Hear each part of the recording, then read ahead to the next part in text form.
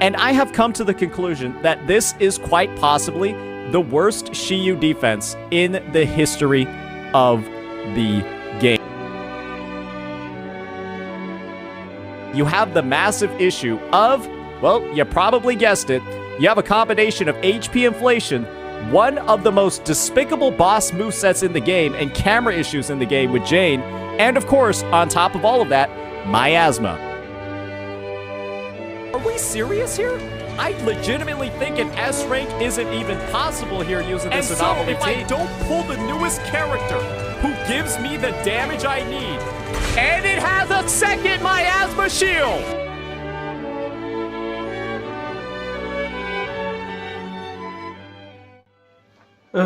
Just a short video to show that you guys should just check out Rizzy's videos on saintontas whenever saintontas try to make the claim that AHP inflation is so insane in Zenless Zone Zero that you are forced to like having to pull for the new unit. And I'm a little bit more serious with this compared to my recent videos, because before saintontas played Miyabi, Bernice, and Lucy against enemy that is not weak to fire, ice. Kind of got what I'm saying. Jane though, which I will admit is a skill issue for most players, because it's very difficult to fight that boss for the average players, which is why I heard saintontas struggled with that boss, but it is what it is.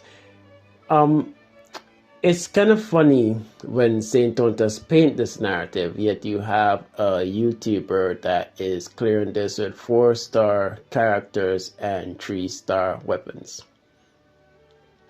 Let's keep that in mind. Now, to say saintontas is the pinnacle of Zenless Zone Zero gameplay is a lie. To say that he's any good compared to average players is also a lie.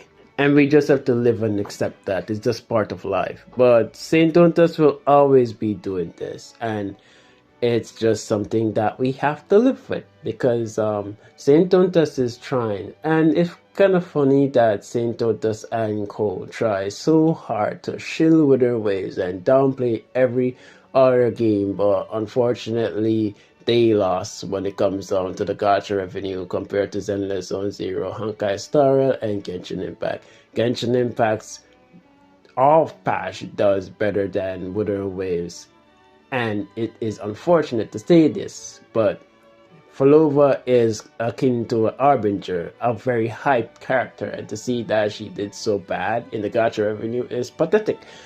But I won't hate on Wuthering Waves any longer.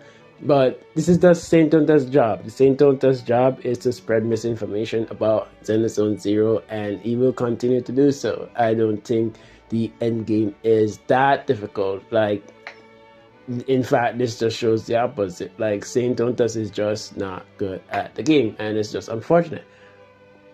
But as long as you play the game, as long as you play into the weakness of the boss, as long as you don't be a retard and try to play off element every single time against bosses and try to use that as a narrative like a retard, then you would be fine.